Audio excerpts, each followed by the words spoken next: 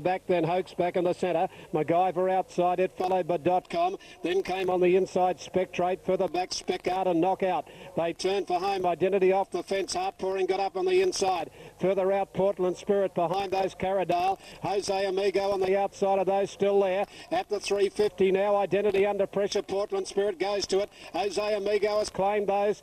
Further back than Caradale. Knockout up on the fence. And then Last Shogun. Jose Amigo out deep just in front. Knockout back on the inside. Then .com coming down the outside with a late run. Knockout Jose Amigo and .com. .com coming after Jose Amigo. .com on the line. Got there.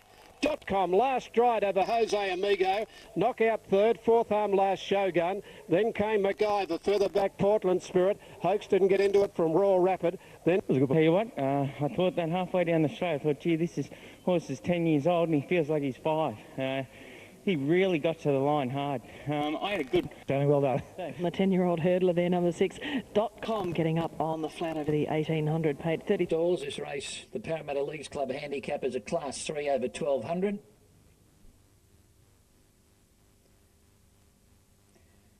Starters got them in position. Pretty wide from Prince Billy.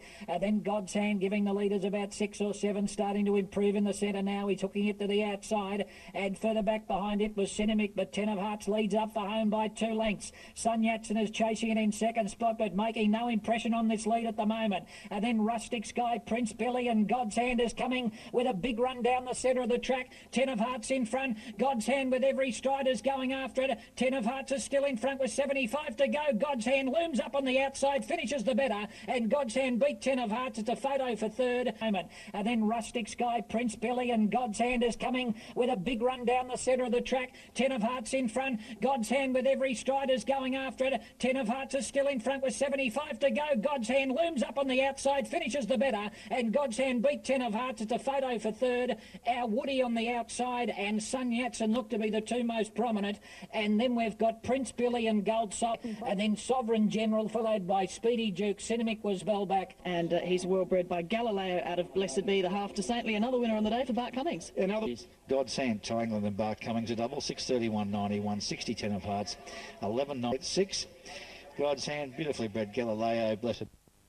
My limit 240 and 150 on Unitab. Starting signal given. Fast away. Spanglish followed by Spanglish improving on the outside. Bo Dazzler the rails. One further back to Rickard is being niggled at to go forward now. My limit coming around them 4 wide as they approach the home turn, and he's cruising up towards the leaders, but he's pushed right off the track. Then Dulaka Diamond and Forever in it in the straight now. 300 metres left to go. Romanoff just in front of Spanglish. On the outside, My Limit and Rickard. They're making the runs together. My Limit's going better than Rickard. My Limit swept to the front with 150 metres. 150 metres to go and it's all over. My Limit is bounding away from Rickard in the run to the line. My Limit first by 3 lengths. Rickard second. Third Spanglish and fourth over the line there Romanoff. Followed in by Zip Your Baldy. And then Dulaka Diamond Forever in it. Absolutely hammering them. 154 the numbers at Doomben. My Limit at 2 and 110.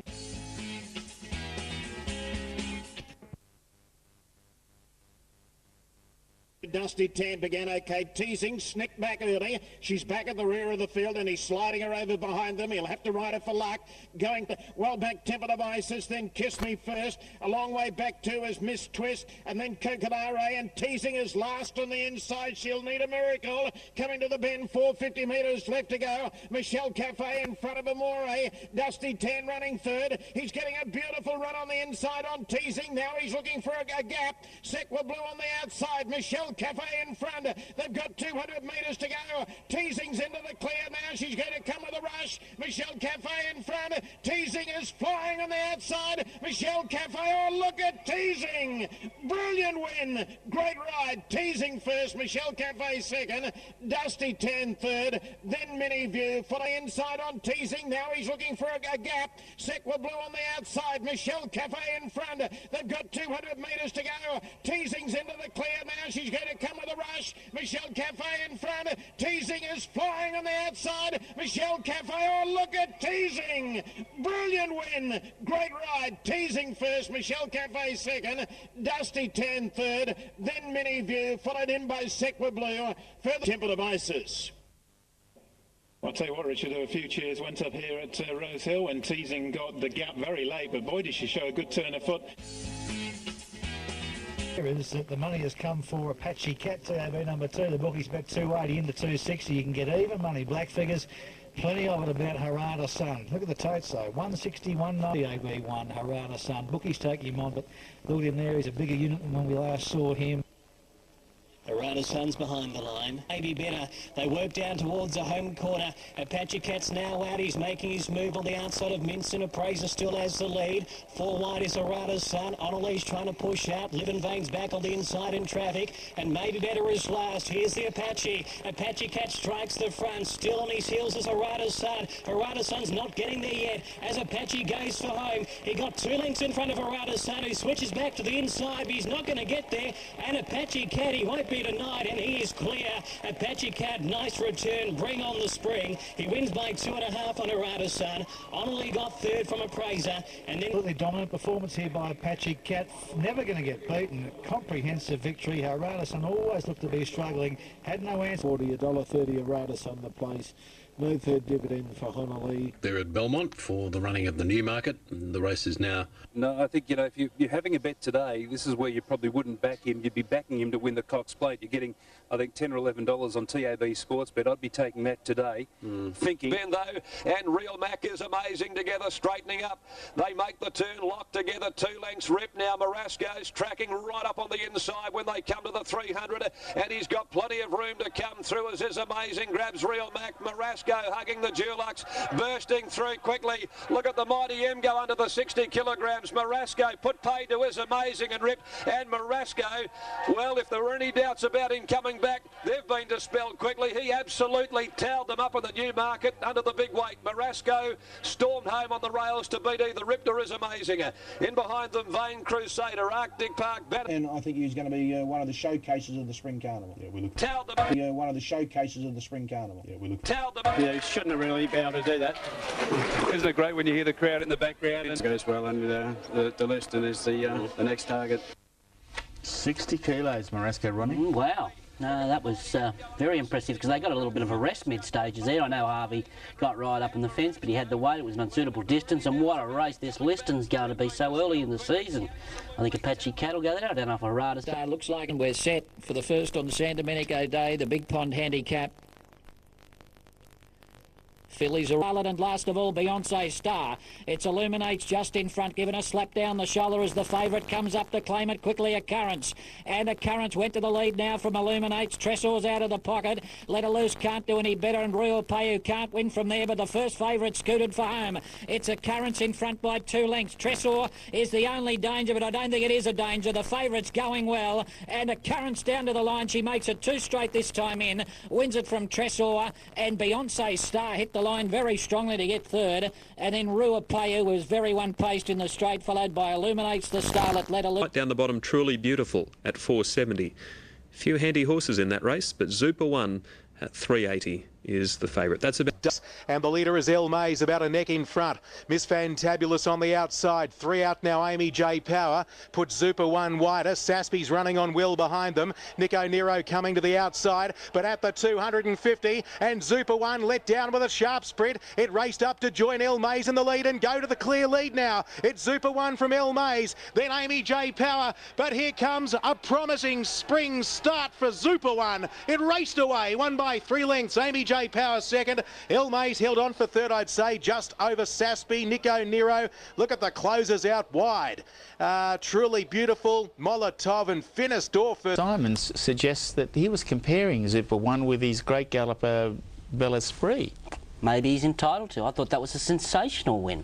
And he did carry level weights, 58.5, and it wasn't a team of walkovers. There were some nice horses in this race, and I'm looking for a... 10's a point of overs for Muscat. Shaggers, it's your favourite. 3.10, a half point longer. Sun Yatsen, 9.60 is spot on. God's Hand, $5, a half point shorter. Make that 20 cents shorter. Number 10. Towards the stalls, goes in, and we've got 5 to move up now. Last inside is Ledger. Going up on the outside of it is Sir James. 2 or 3 lengths to Muscat back on the inside. Outside it as they come to the turn is God's Hand, followed by All Silent, Cousin Wallen. Fianchetto is struggling at the rear of the field. It's Element on top as they make the bend. Leads by about a half a length on Sun Yatsen, and Shaggers coming up 3 wide. Ledger's back on the inside and then came down the outside Sir James from Danewin Lodge, and Muscat is trying to come through the field. He's changing course around heels. It's Element in front. Ledger's run up on the inside to second. Shaggers is struggling. Here's All Silent coming out of the pack. It's going after Element. Element's in front. Here comes All Silent on the outside. Element is digging deep for Hugh Bowman. All Silent lunges on the outside and won the money. All Silent makes it 2 out of 2. Got Element right on the post. Muscat third, and then came Ledger. Leads by about a half a length on Sun Yatsen, and Shaggers coming up 3 wide. Ledger's back on the inside and then came down the outside Sir James from Danewin Lodge, and Muscat is trying to come through the field. He's changing course around heels. It's Element in front. Ledger's run up on the inside to second. Shaggers is struggling. Here's All Silent coming out of the pack. It's going after Element. Element's in front. Here comes All Silent on the outside. Element is digging deep for Hugh Bowman. All Silent lunges on the outside and won the money. All Silent makes it 2 out of 2. Got Element right on the post. Muscat third, and then came Ledger, followed by Sir James and Cousin Wall. And then we've got Danewin Lodge, Fianchetto, God's Hand. Thank you, Rich. This is the Liston Stakes, or is it the Apache Cat Stakes? Because punters here on course have rallied behind one of Australia's most popular horses. No favourite has won this race for 13 years. They want to see how their money goes, and they've put all their money here onto Apache Cat. Marasco Shane, oh, there's the totes again on screen. Look, Apache Cat $2, that's about right. Marasco $2.60, that quotes his unders. First of all, 600 out on the list and coming to the turn. Live in Vain, a length and a half in front. Second, Maldivian, a length further back, Apache Cat. He's easing out 3 deep. 2 to Marasco, given a crack with a whip by Harvey. Maybe better the inside, and then Pompey Ruler. Into the straight, Live in Vain leads. Here's Apache Cat. Maldivian there in the centre, 2 to Marasco. Then maybe better and Pompey Ruler. Apache Cat asked to lengthen down now, and he goes to Maldivian. 200 to go. Marasco coming through with a big run. Apache Cat laying out a little in front. Marasco getting to him on the inside. Apache Cat in front, given a soft ride by Rod. Apache Cat, he wins a long head to Marasco. What a spring they're going to have. Maldivian third, fourth home Pompey Ruler. Oh, there's Blue Monday flashing home. Maybe better flashing home with Blue Monday. Both good runs from Living. Maldivian fantastic, Blue Monday terrific. A great Liston Stakes. It goes the way of the favourite Apache Cat. Didn't get going early. He may have jumped in the air. We might get to look at it shortly, but he quit. But today, the favourite home, Apache Cat. Well, they might. We've never had equine influenza before. Just to give you an example, if it goes for a month, it'll cost us $1 billion in turnover in betting. That's in New South Wales alone. So the longer it goes, the more costly it is, and it'll have a devastating effect on the thoroughbred racing industry nationally. Only be described as the bleakest day in thoroughbred racing. The whole industry yesterday, thoroughbred racing and harness racing, with the exception of racing up in Darwin, closed down, locked down after the breakout of equine influenza. Tonight, all bets remain off. Victoria's multi-billion-dollar racing industry in lockdown until Saturday. Good evening. First tonight, Victoria has closed its borders to all interstate horses as the equine influenza crisis deepens. The disease has been detected at Sydney's Royal Randwick stables, potentially affecting up to 800 thoroughbreds. See, as I said, on Monday they're going to... So you can see the magnitude. We make up about 40% of the betting turnover in Australia. So if that equates out to $100 million around Australia in lost betting revenue for every 72 hours that this goes on. How much money?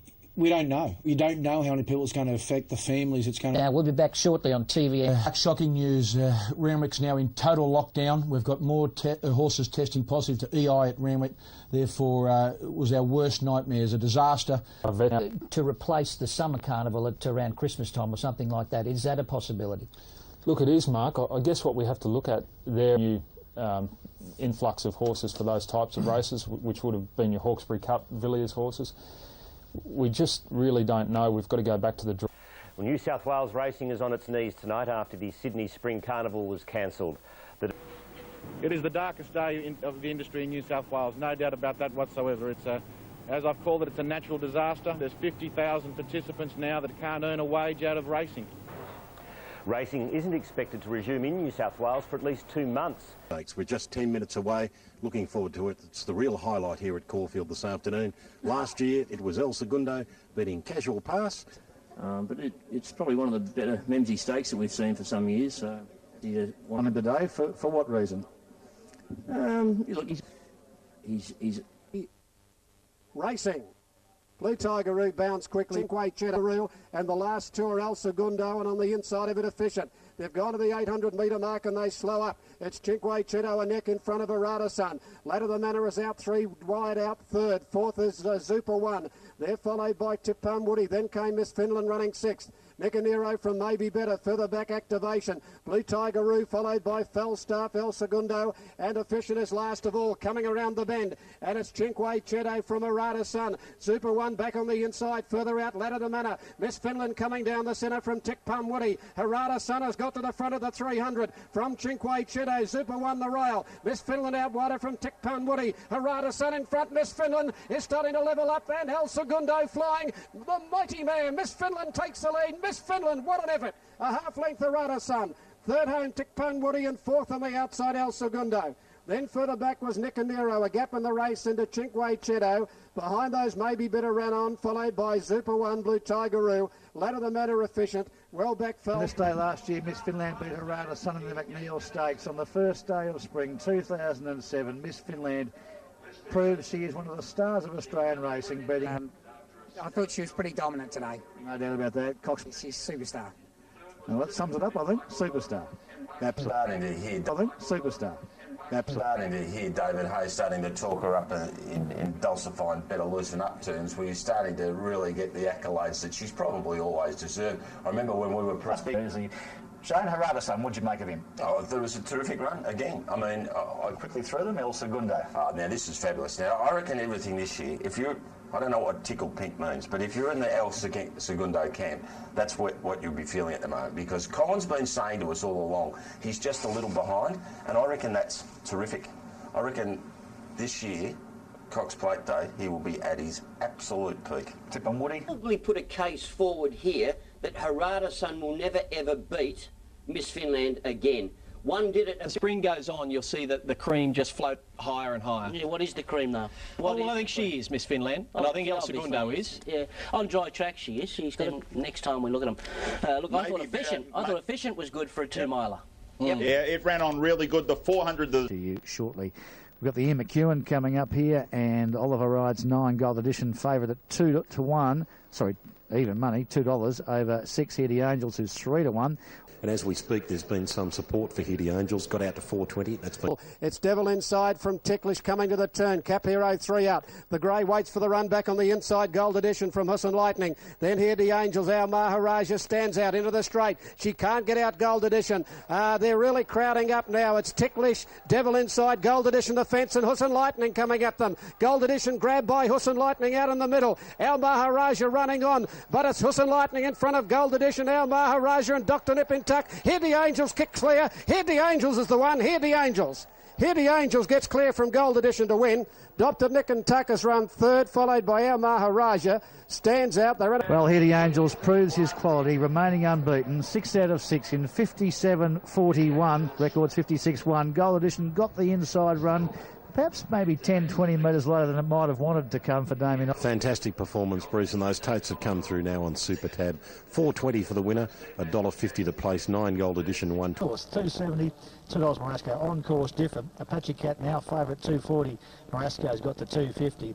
The only other horse, and getting back at Maccabi Diva Stakes, formerly known as the Craigly. Maybe the history doesn't matter. Change the name. Devian, a length and a half. Apache Cat. The big cat is purring, running second. 2 lengths and a cop being niggled at 2. Then Morasco gives Apache Cat about 3 lengths start when they come around the turn. Homeward bound to the 450 metre mark. Maldivian. A length and a half. Apache Cat, who hasn't been called for yet. 2 lengths and a Morasco going up on the outside. Then Anna Coffin further back in the race came zipping. Apache Cat going after Maldivian. 300 to go. And Morasco on the outside. Then further back zipping. Apache Cat hit the front. Here comes Morasco. Apache Cat and Morasco. They come away to fight it out. And Morasco's got his head in front. The Western Australian Morasco takes the lead from Apache Cat, and Morasco breaks the hoodoo in Melbourne, wins a half length. Apache Cat second, 2 lengths. Third is Zipping, a great run. A gap then to Maldivian Anakoff. Further back than Gallic. Follow him today, Marasco. Apache Cat, every possible chance. Marasco gunned him down, slowly run first half. He stood. He breaks through in devastating fashion. Apache Cat, no excuses. Zipping third last year, third this year, the win there. But Marasco in terrific form there yesterday. He is now equal favourite with Miss Finland for the Cox Plate. And Fred Kersley, we spoke right now with Miss Finland. This is developing into a marvellous spring already, and we're only, minutes into it. Albeit with over the 1600. Let's have a look at Super Tab betting. El Segundo 230 and Harada Sun 230. Okay, punters really evenly divided between. He's at the 2.9 now on course, Harada Sun. He's equal favourite at the tote with El Segundo at 2.3. El Segundo's activation situation, Shane, it's going to perhaps change the tempo of the race, because you would... From Efficient and Maybe side, Activation putting on a good gallop, 2.5 in front. Chinque Chento is second, 3 Tickpun Woody running third. Fellstart fourth, 2 then Harada Sun fifth. Right behind him on his tail is El Segundo. Then Efficient, further back Maybe Better. They've got a lot of ground to make up, these horses. 600 to go. Activation full ball by 3. Chinque Chento is sitting on his back. 4 lengths further back, Tickpun Woody. Here's Harada Sun and El Segundo. They're winding up together. Out in the centre of the track now from Falstaff. But Chinque Chento's gone up to Activation on the turn. 5 lengths further back, Tickpun Woody. El Segundo on the outside of Harada Sun. They've got a lot of ground to make up as Chinque Chento hit the front. Race 2 lengths in front, but El Segundo, Harada Sun are coming with their runs now. El Segundo, Harada Sun. They're going to get to Chinque Chento. El Segundo and Harada Sun. Stride for stride, Harada Sun, El Segundo. They hit it. Oh, dead heat. Couldn't separate them. El Segundo, Harada Sun. Dead heat from back, Tickpun Woody. Here's Harada Sun and El Segundo. They're winding up together. Out in the centre of the track now from Falstaff. But Chinque Chento's gone up to Activation on the turn. 5 lengths further back, Tickpun Woody. El Segundo on the outside of Harada Sun. They've got a lot of ground to make up as Chinque Chento hit the front. Race 2 lengths in front, but El Segundo, Harada Sun are coming with their runs now. El Segundo, Harada Sun. They're going to get to Chinque Chento. El Segundo and Harada Sun. Stride for stride, Harada Sun, El Segundo. They hit it.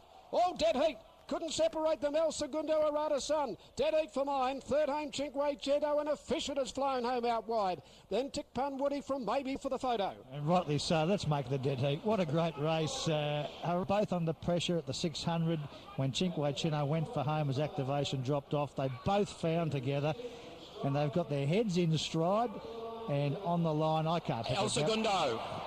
3 gets it. El Segundo. A millimetre. El Segundo for Luke Nolan. What a race. Fantastic. You won't see any better than that. And thanks very much to Activation for actually making the race. It was just terrific, Steve, wasn't it? Well, I think the connections of El Segundo would trade that photo for the one on the Cox Plate last year. Extraordinary finish, great race, very genuinely run, of course, with Activation leading through the first 1,000 metres in a minute dead, which is pretty quick.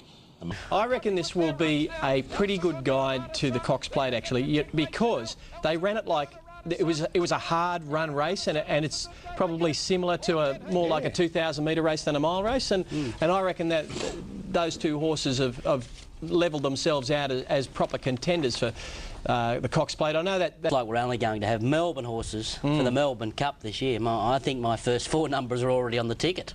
Efficient, yes, maybe better.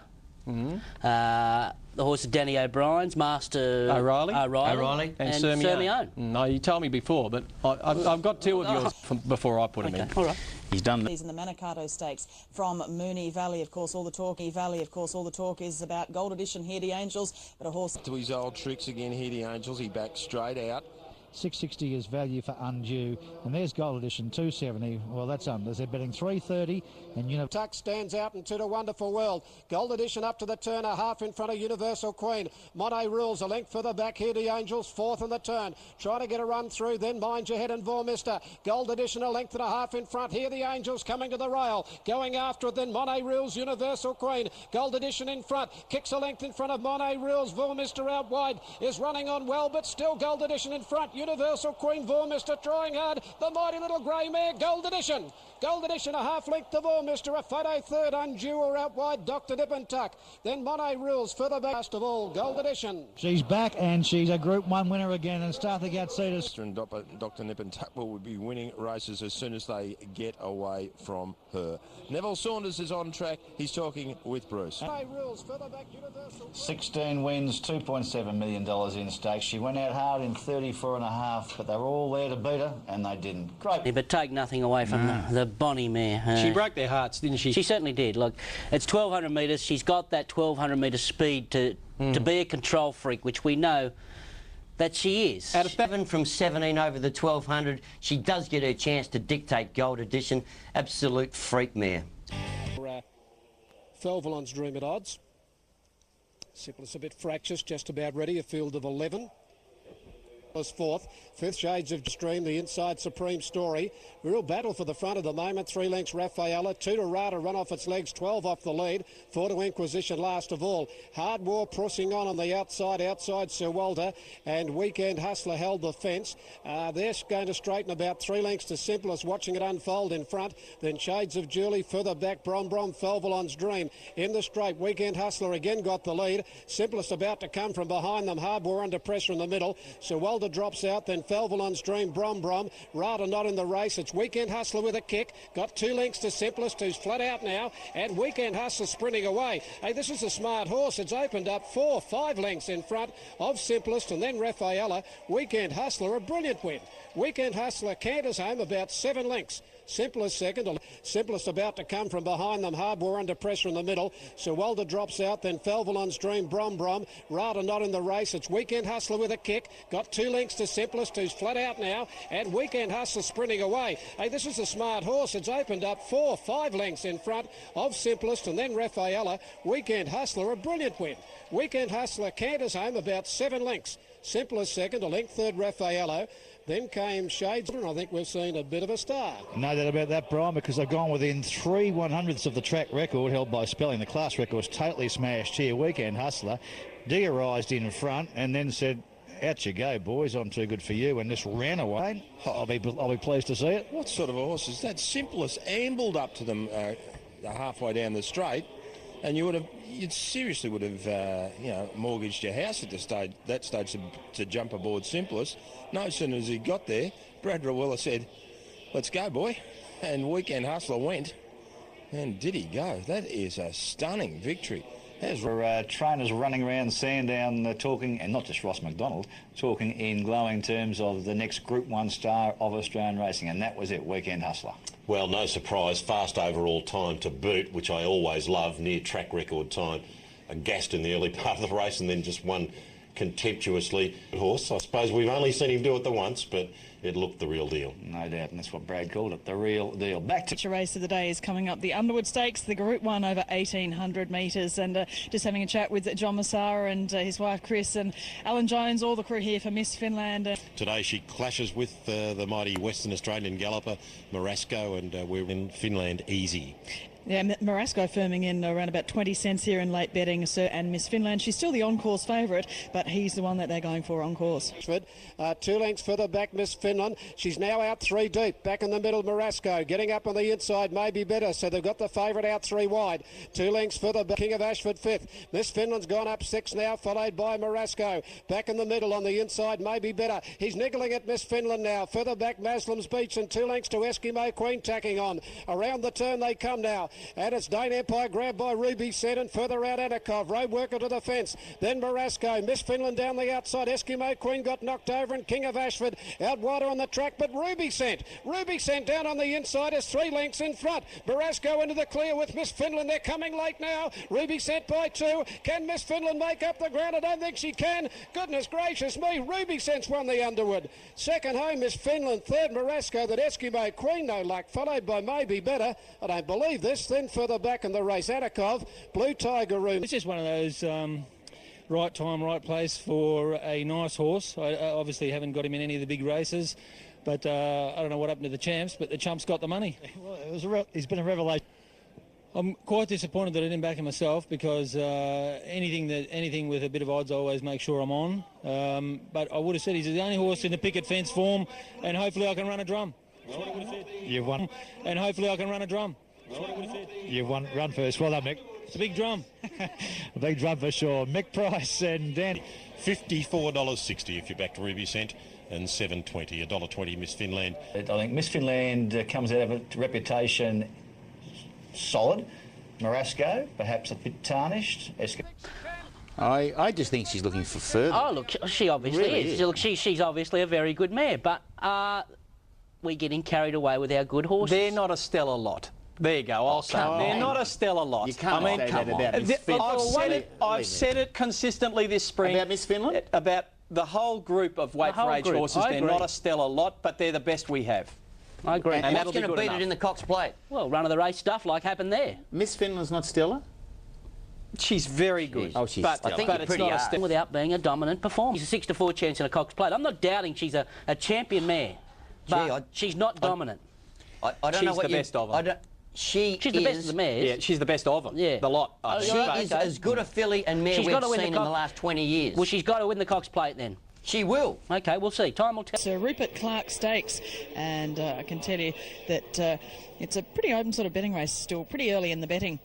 And further down, you can see the favourite, number 9, Bonhoeffer for Wendy Kelly, going for 3 in a row here at the moment on the tote, and it's only 10 cents longer than that on course. So all the money coming for Bonhoeffer, the market mover here before the Sir Rupert Clark start. Oasis from Anamato and Divine Madonna. The mares both back at the tail, coming up with the 700-metre mark. Here the Angels from Murder Jill. Joker's Wild 3 deep. Over on the inside, Wonderful World is now 4th. Mono Rules back in the middle, 5th. Then Saspy, Dr. Nip and Tuck. Seafarer in the middle from Orange County. Further back, Bonhoeffer on the move, followed by Bird Dancer. Nicanero, Blarnick well back at the Oasis, followed by Undue. Okie. Widest runner is Anamato, back there with Divine Madonna. But here the Angels with a kick at the 300 race, 2 lengths to Murder Jill, followed by Wonderful World. Further back then, Monet Rules, Bird Dancer to the fence. Bonhoeffer coming down the outside. Here the Angels in front of Wonderful World. Bonhoeffer flying. He's going to get up the favourite up on the fence, Wonderful World, but Bonhoeffer beats Nicanero, who flashed up second. Third home, Wonderful World from Murder Jill. Dr. Nippy.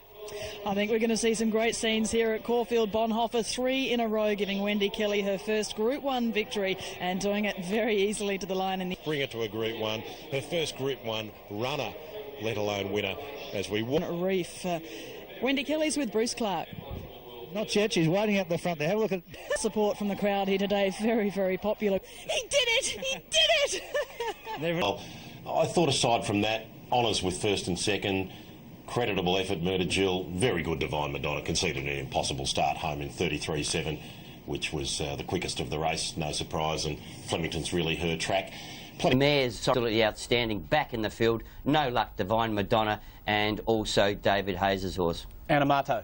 Yeah, she wasn't a bad run, looking for longer, of course. But I have to say, Nicanero, if there's a chink in his armour, and he's got a few, it's that Bonhoeffer was going past him here, like going past him pretty quickly when he rolled in and took the run that Nicanero was looking for. Steam, though. I know he was, but that's Nicanero's chink in his armour, is that sometimes the gap has just gone a little quicker than he has. And that's probably why he hasn't won more races at the top level. He's very honest, he keeps trying, and he's going to win good races, but Bonhoeffer's just got that class edge, and of course had a 3.5 kilo weight pull on him as well. Now look, I thought there was plenty. The Naturalist Levian is the favourite. You can see $2.60 there on Super Tab, and on course that 50. Take a 1.5 from that. Hinges here on Maldivian, the Cox Plate market. This is from Betstar. Miss Finland 370 into 3. The mile run. On the line colours on the move around the outside. A link for the back, Giro Valley. Then came Metronjeur, Dolphin Joe, Shyak. The fuzz got shuffled back. Senex shot us taking off around the outside, coming to the turn, and Maldivian out in the centre hit the front. Giro Valley after it. Then further back, Blessed is only struggling, followed by Senex shot. Maldivian at the 300 drew a length and a half in front of Giro Valley on the outside. They've come away now from Dolphin Joe. Maldivian, Giro Valley coming at him, then Dolphin Joe. It's Maldivian, Giro Valley stride for stride. Maldivian on the inside, and Giro Valley, they hit the line. Giro Valley a nose, I'd say, to Maldivian. Third home, Dolphin Joe, then Red Lord and the Fuzz had no luck from Black Tom. Then Senex shot further back, then came... We're not going to weigh you in here, but we'll weigh in Black Tom. I think the first to 5, maybe 6 with Black Tom getting the 6th. All live chances in the Cups. Duro Valley, Maldivian, Dolphin. They don't look like the A graders for the Caulfield Cup. Maldivian, No, that's what worries me, Maldivian was Caulfield Cup favourite before yesterday. Do you think he deserves that spot in the market? No. Well, who should be? Eskimo Queen. First, and I know where Steve Moran's allegiances are here, and I'm sure they are with Eskimo Queen. The market's from Betstar. Random here, I wouldn't think. Miss Finland, the right favourite for mine, 320. El Segundo, 460. Marasco. But El Segundo, I'd probably still lean a little bit his way. I like the Melbourne Cup. I think she'll win the Melbourne Cup. Here's the market from Scander's Betstar, efficient $6. Gee, that's short enough, isn't it? Maybe again 13. Opening markets that we should actually let you know about with the JRA is that Maldivian $2.80 out to $3, Master O'Reilly $2.30 out to $2.35. It's from Felinity. You mentioned her. She suit Master O'Reilly. I doubt if he'll be getting as far back as he did at Flemington last outing. But he's got a long, sustained run, and he can continue that run. Gates are back and they're off. They've come out in a good line too. Activation began okay. Out towards the middle here. Pacino bounced quickly. Brumfelinity away well today. Further out is Maldivian coming over when they settle down. Activation get Brumfelinity. Sulacra then Laser Sharp. Further back Zilzi. Master O'Reilly going around Rare Poppy. He's making his ground quickly. He's 4 lengths off them. He'll be the widest runner. Further back Can Canal, Field Hunter.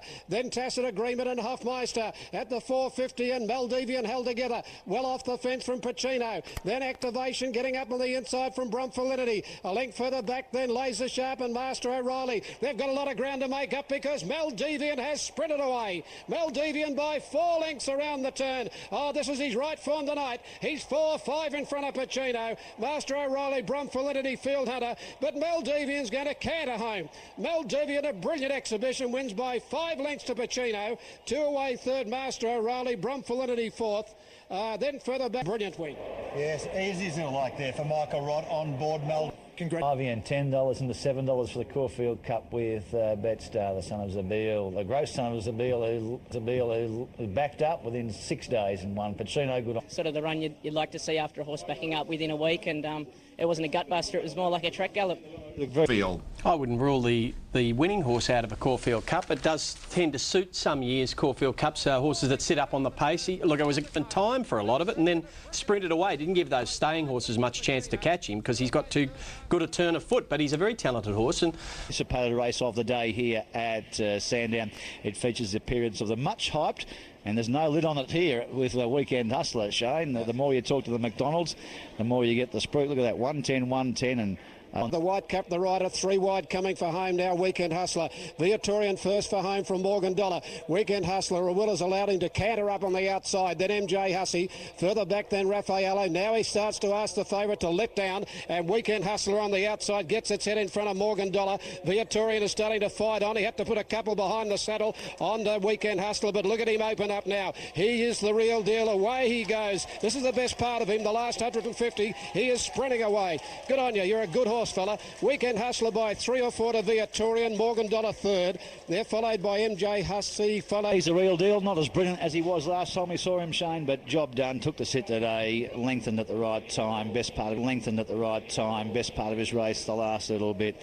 He now goes to the Caulfield Guineas, and he's going to be mighty hard to beat. Yeah, look, for almost 7 minutes 48 seconds away, race 9 from Hastings, the Kelp Capital. Number 1 Railings, who can $2. The favourite Sea Change, the Mighty Mare, $2.20. Gaze at $20, $1.62. $9.80 for Princess Coupe. Splashing out at quickly set. In the $2 million Kelp Capital Stakes, and a bit of argy-bargy early. The Puka and Mandela collided. Faraway Places went back, as to then has Magic Cape as Raylens. Magic Cape, Princess Cape behind them as the Kelp come to the home corner. Then the Puka Ombre Rose and Faraway Places. The Kelps right on as they swing, and Sir Slick. Sea Change ambled up to him the outside. Jadane's after them. Then Gaze, Polatini, Gem and Mandela. Sea Change. Jadane's trying to get on terms over on the outside. She's fighting Sea Change. Jadane's after it on the outside. Look at between them. Jadane and Sea Change. Magic Cape's about to flash, and then Gaze. Jadane and Sea Change, and fly Princess Cape and Magic Cape. Well, you tell me. A 4-way finish. Jadane's after it on the outside. Look at between them.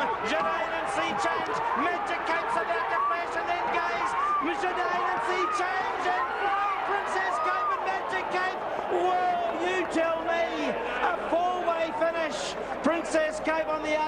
Jadane one off. Magic Harris has given the victory salute. She's putting in massive strides the last little bit. Jadane popping the nose just in front. Sea Change fighting hard. Magic may have got it. Maybe Magic Cape. Sea Change not even getting there in the first three, Steve. She's probably been beaten about 8 inches, I'd say, into 4th place, and perhaps the 2 Magic Cape. Jadane and Sea Change and Princess Cape and Magic Cape.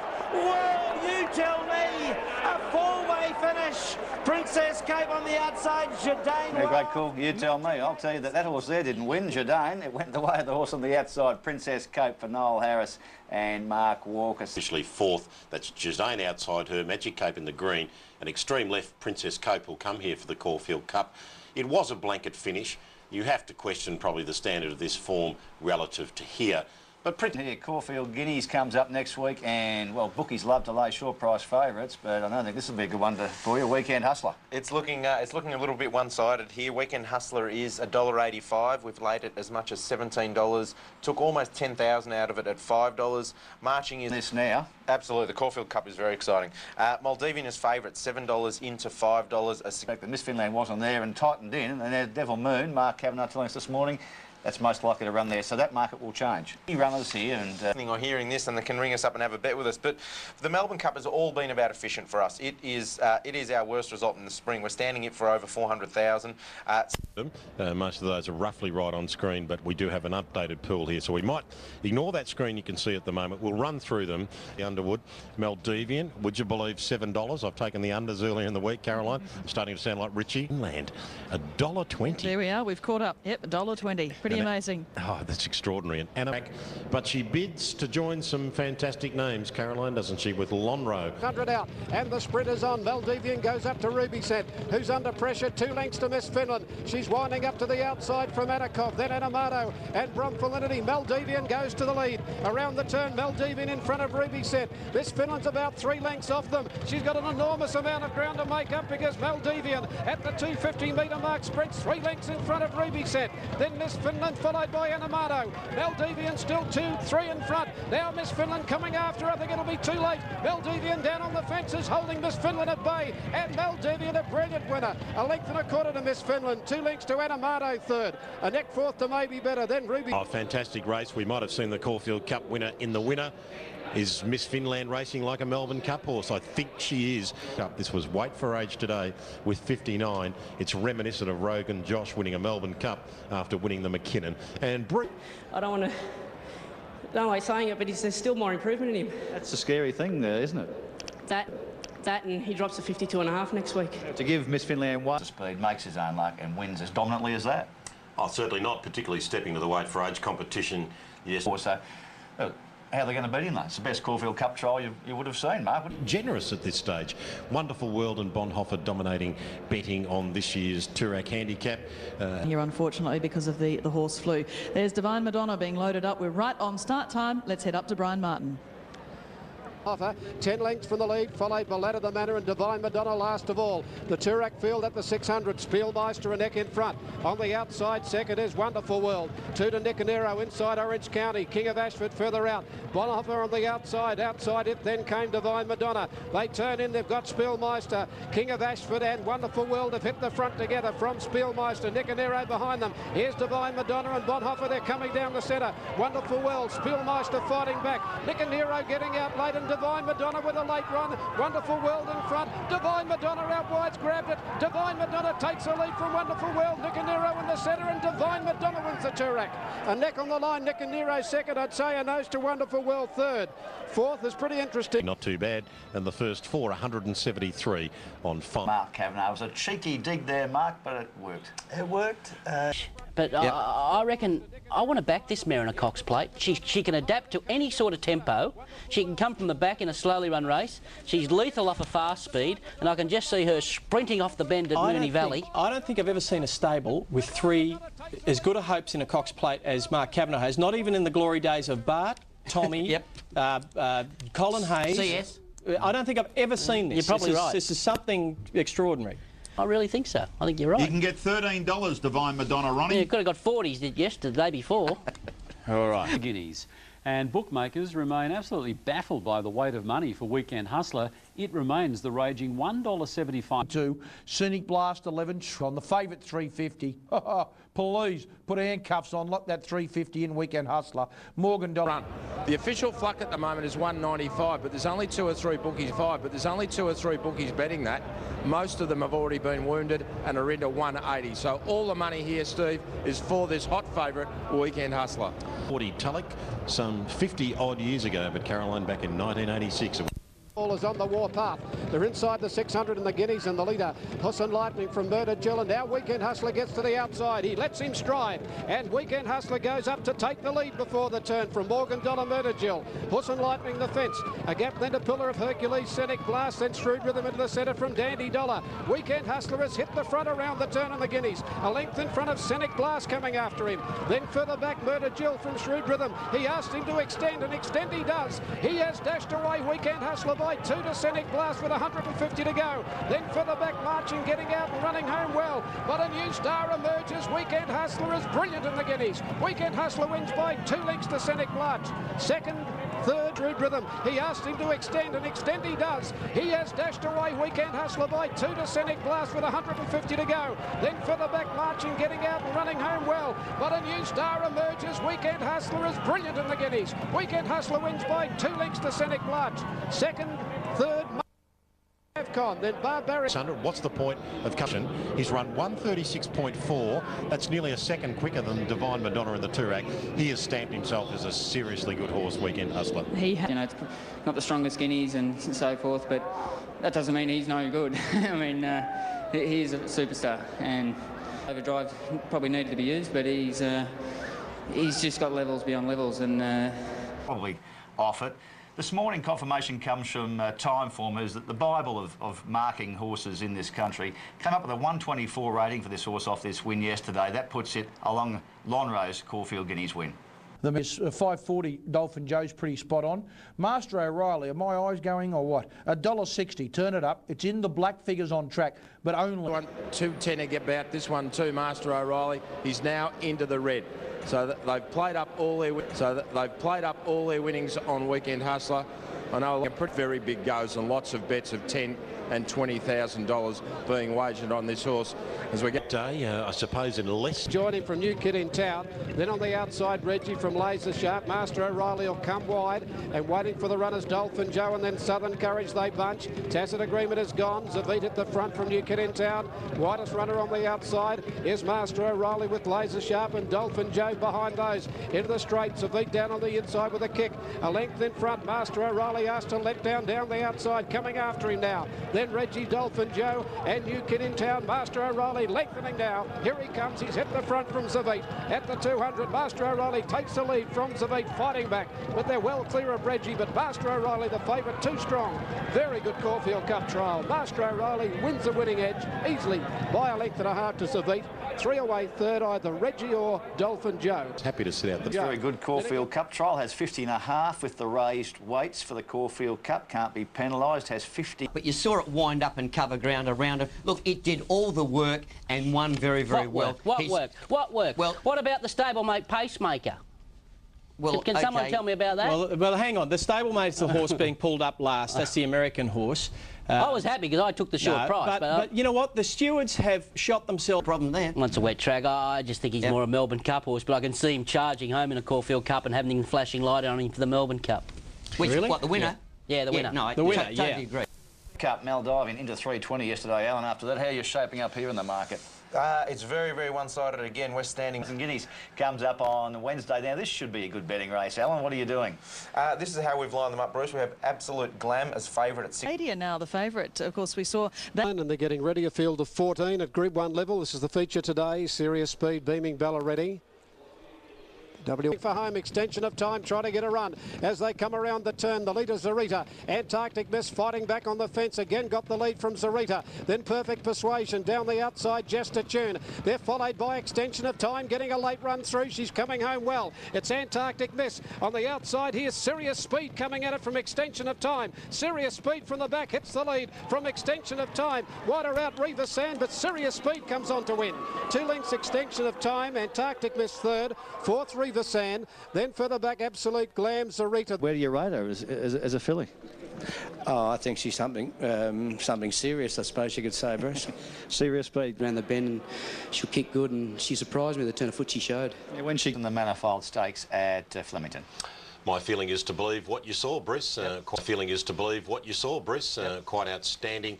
Forgive Zarita. Doubt showing among connections of Maldivian, the red-hot favourite for tomorrow's Caulfield Cup. Trainer Mark Kavanagh voicing concerns about the barrier draw and the distance.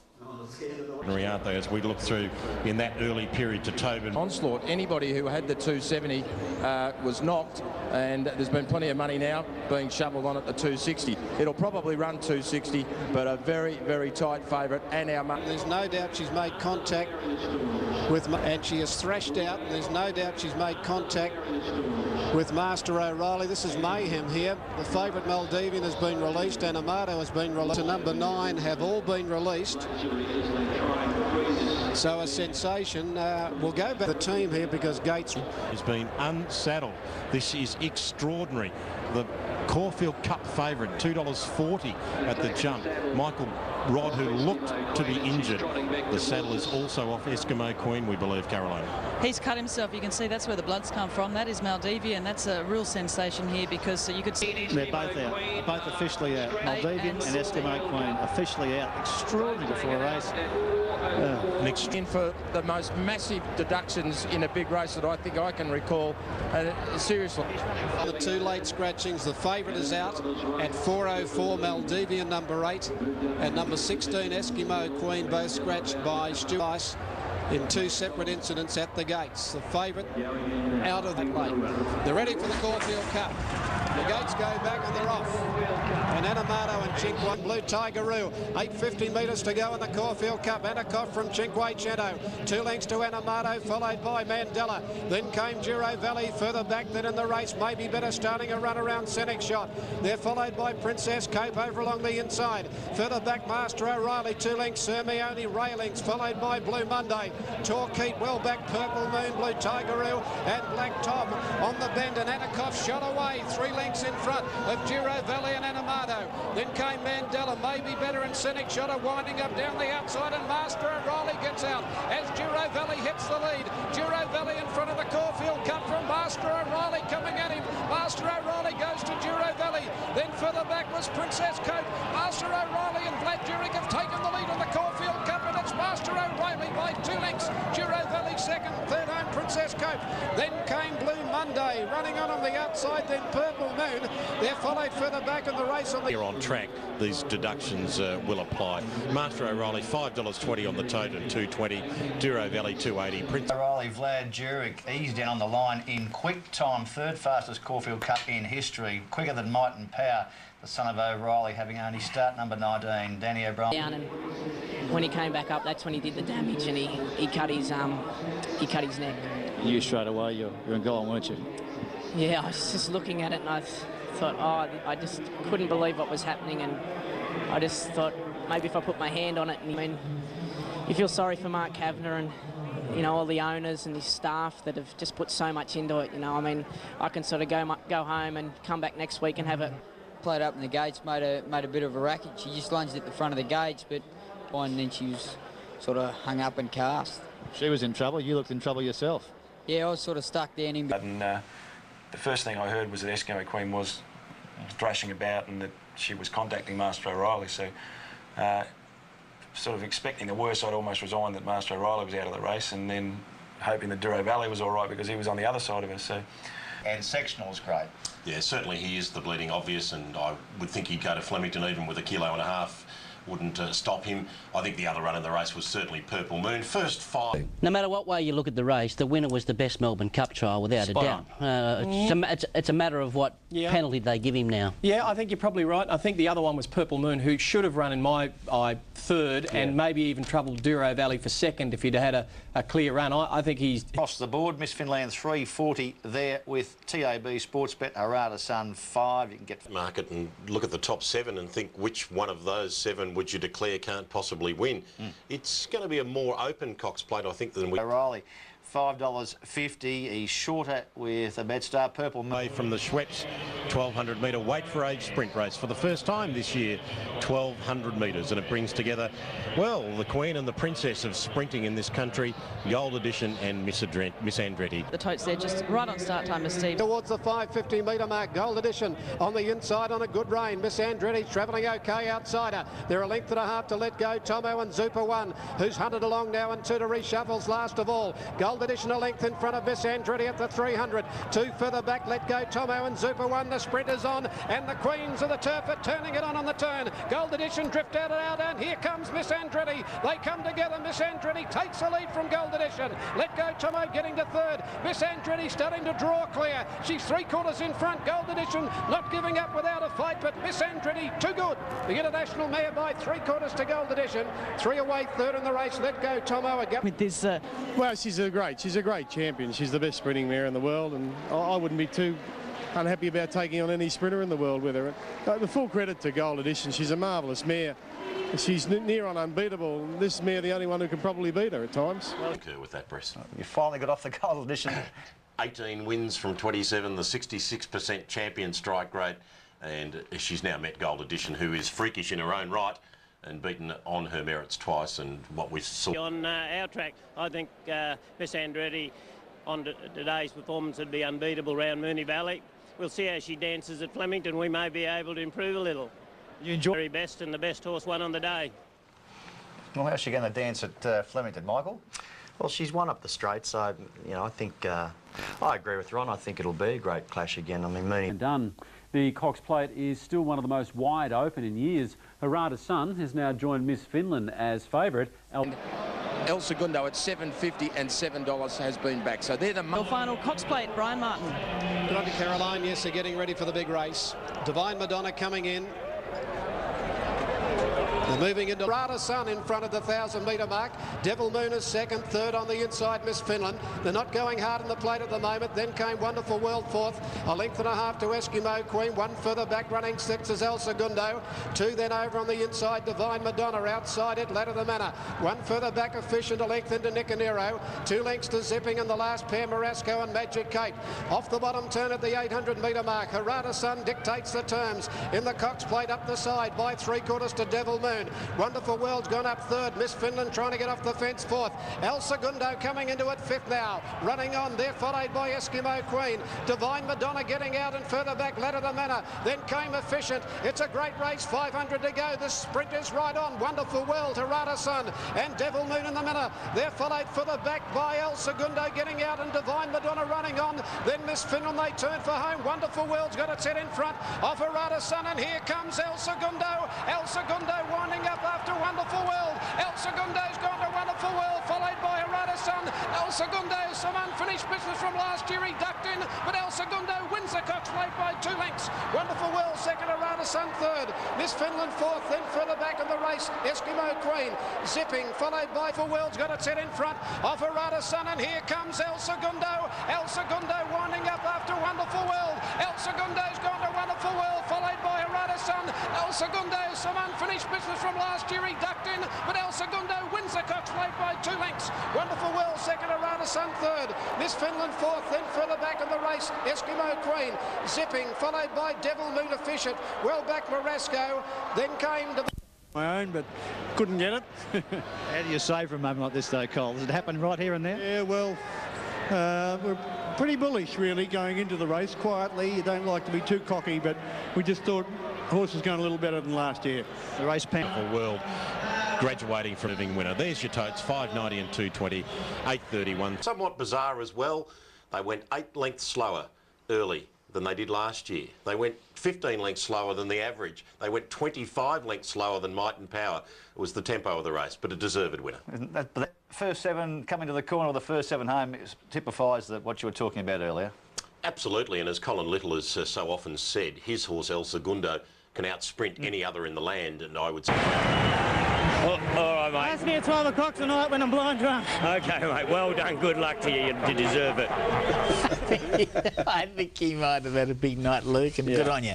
Congratulations to you. False favourite? Well, look, she's like we said, she's been the boom horse all the way through. You can't make an excuse for her. She was third defence. Harada-san kicked. She had a time to get out. She hit her famous flat spot and just whacked away. Quest, despite the outside gate, bookmakers bet as much as $3.40 on track. That's been taken. He's into around the $3.20 mark. Down the JK Mile, Test Fire a length in front of Tears I Cry. Mind Your Head comes out to third, followed by In the Shadows. Flash Trick is starting to run around the outside. Then Pinnacles, Orange County, and Sonic Quest winding up. He's putting in big strides right out in the centre of the track. Tears I Cry in front, up to the turn. Sonic Quest out deeper, sweeping around the outside.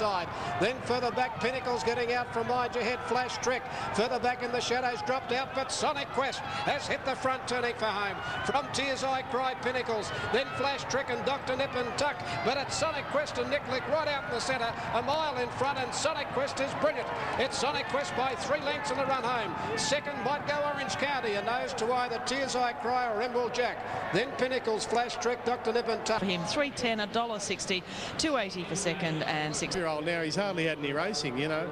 I just said to someone then we might be back for some other race next year, the way he won. It was fantastic. Big win, big margin, great time. 135.9, 1/10 outside ladder of the Manners record. There it is there, 135. Holding back a little bit this year, but there's no doubt he's got untapped ability. So he had more barrier trials and starts. That was his 10th start. He's been barred a few times. 6 wins from 10 starts in his life. He's 5 years old. Yeah. Well, now, looking a little bit obvious for mine here, Alan. You wouldn't have been scared off from yesterday. No, not at all. And as we'll look ahead to the Coolmore Stud, Ascot Vale Stakes, of course, and well, it's a 2-horse race. It looks that way, Caroline. Weekend Hustler. Can he come back from the mile to the 1200? Bringing Ages Weekend Hustler. He's a relaxed customer. He's a no fuss sort of horse, watching him parade and watching him. Belmer sharing the lead here from Scenic Blast, wider out. Just behind them then is Weekend Hustler. He's within 2 or 3 lengths, and Roberta's got him in the clear with Shrewd Rhythm on his outside. 300 left to go now, and he's had to pull the whip here on Weekend Hustler. They come to the 200. Belmer in front. Weekend Hustler, he answers the call. Scenic Blast comes with him. Weekend Hustler got to the lead though from Belmer and Scenic Blast, and the champion 3-year-old comes away. Weekend Hustler by 2.5 to Belmer, and a half head away Scenic Blast. Master Assassin ran on. He has to give it a crack with a whip, the favourite, Weekend Hustler. Belmer the leader at the 200. Weekend Hustler starting to peg it back now. Weekend Hustler gets to Belmer from Scenic Blast and Royal Asher. He takes the lead now, the favourite. Away he drives. He's too good, the real deal.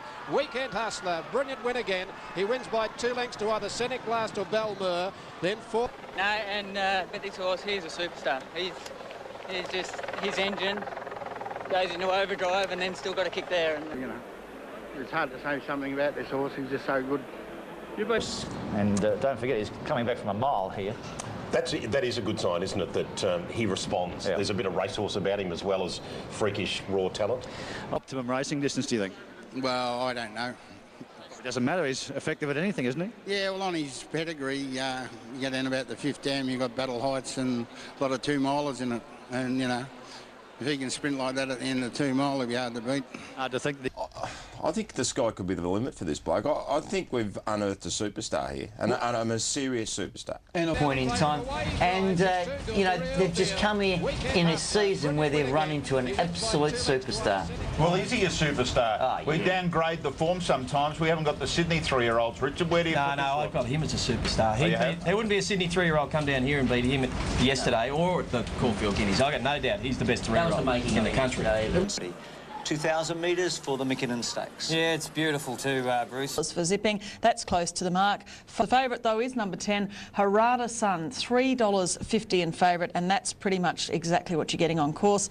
Sermione, number 11, is currently $71, Sermione, and it's about 20 points shorter on course. Miss Sermione, then came Miss Finland, followed by Railing Scenic Shot, and Zipping is last for home. In the straight, 500 to go, and on the outside, Captious Pillar of Hercules going up, and Devil Moon got the run on the fence. Princess Coper's further out in the track. Harada Sun can't when he's struggling. Miss Finland 5 lengths from them. Devil Moon down on the inside in front. Out in the centre coming at a Princess Cope. And what's this down the outside? Sermione. Sermione at any odds has grabbed them now. Took the lead from Princess Cope. Devil Moon then Zipping coming home late. Sermione has won the Mackinnon. 1.5 lengths to second Princess Cope. Zipping I think third from Devil Moon, Miss Finland. Then further back Maiden. Bart Cummings wins the McKinnon Stakes. Pulled off one of the greatest efforts of all time. He nearly did it in the Cox Plate, didn't he, last week with Wonderful World, who was 40-1 and dashed to the lead on the turn. Look, none of us gave this horse a chance. His 2 wins have been in Tuesday. Well, I think mile and a quarter is probably his better distance, but he's in it. You've got to have a crack at it. He's in it to win it and see what happens. Like that, I still think he's a 20-1 shot. I think Bart gave you a bit of a lead there and said he's probably not best at 32. He's better 2,000-metre horse, but he's going to have a crack anyway. Points longer than the trainer's age coming up in a few days. Bart Cummings turning 80. Still obviously has it. Semione was coming shortly. The genius of Bart there, Steve. A little gear change, winkers off, blinkers on, ridden up and the McKinnon. Yep. Do we think the winner can run 2 mile? I know Bart trains him and he'll have a lot of support. Will the market overreact to that win? I don't reckon he'll run... $11 for $11. It's a $20 chance. In fact, it's probably it's about a $40 chance, if not more. I don't reckon. Well, I'm not going to make a huge statement, but I think. Go on, make one. Well, I don't reckon it'll go 2 mile down a well. There you go. There is it. Oh, I actually with you on that. Cummings, he can do anything. 780, Shadowways 530, Tesbury Jack 490. Get down the board. I want to see what Timmy Martin's horse. Just go down. Typhoon Z $13, lickety split. Up the speed of what's going on here, especially in relation to the zipping inquiry. Favourite here for the Challenger. All set, they're off and race through. Storm Signal Pincella on behind these horses. Swick's a long way back. Undue a long way from them on the outside rail. Then Cadet Choo Choo a long way from them too. Flying Object towards the tail in the Bunchfield with stick pins. They stretch across coming to the 300. Typhoon Z, Tesbury Jack, here the Angels, the 3 leaders from stands out. Cadet Choo Choo on the far side with Onalia coming. Shadowway's not in the hunt at the moment. Typhoon Z, Pincella on coming at him now. Typhoon Z from Pincella on. Swick storming on the outside. Swick, it's Bart again. Swick has got up to win from Greatest Great or Typhoon Z. Pincella on 4th. And then Catachooch. Can't get out. Pincella coming up the centre and further back stick pin. Typhoon Z in front. Pincella picking it back. Greatest Great getting the split and Swick. Swick flies over the top of them. Swick gets up to win.